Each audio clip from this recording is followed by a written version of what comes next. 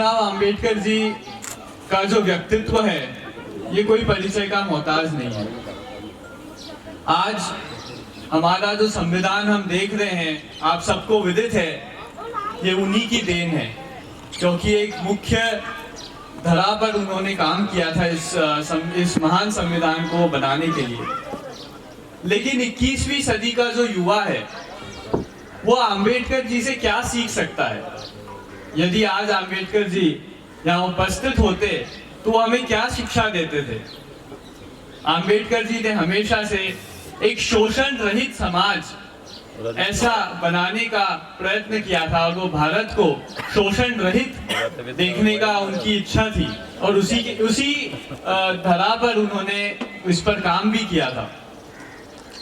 आज हम देखते हैं कि हमारा देश में जाति पाति इत्यादि चीजें हैं, लेकिन अंबेडकर जी ने हमेशा इसको कैसे खत्म करना है इस पर चिंतन किया था, कार्य किया था।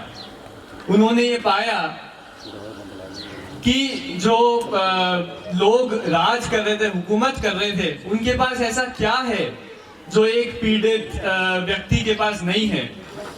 तो मूल बात जो अंबेडकर जी के जीवन से हमें समझ में आती है वो थी शिक्षा। शिक्षा का अभाव होने के कारण उन्होंने पाया कि समाज में शोषण होता है, जो अशिक्षित व्यक्ति है उसे शोषित किया जाता है, उसे बढ़ने नहीं दिया जाता है। तो तभी उन्होंने जो सारे उस समय के जो महान लीडर्स थे उनसे एक ही आग्रह किया कि हमें कोई धन नहीं चाहिए, कोई दौलत नहीं चाहिए, हमारे समाज को तो सिर्फ शिक्षा दे दो और शिक्षा से ही हम सब कुछ ले सकते हैं, ऐसा उनका दृढ़ निश्चय था।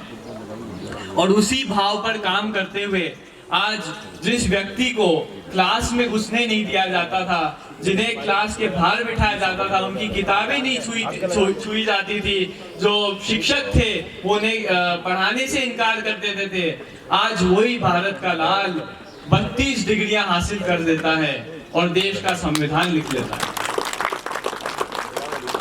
कुछ ही दिन पहले मोदी जी ने छत्तीसगढ़ में एक भाषण दिया था जिसमें उन्होंने बताया कि आज मैं देश का प्रधानमंत्री इसीलिए हूँ क्योंकि B.R. अम्बेडकर जी हमारे देश में उन्होंने जन्म लिया था, उनकी देन है कि आज मेरे जैसा व्यक्ति भारत का प्रधानमंत्री बन सकता है। आज हम देखते हैं जो युवा है थोड़ा बहुत अगर पढ़ लेते हैं, विदेश चले जाते हैं, विदेश को उन्नत करते हैं, लेकिन 32 डिग्रियां हासिल करने के बाद भी बाबा साहेब आम्बेडकर भारत आए और भारत को विकसित किया। ये सीख है आज के युवा की।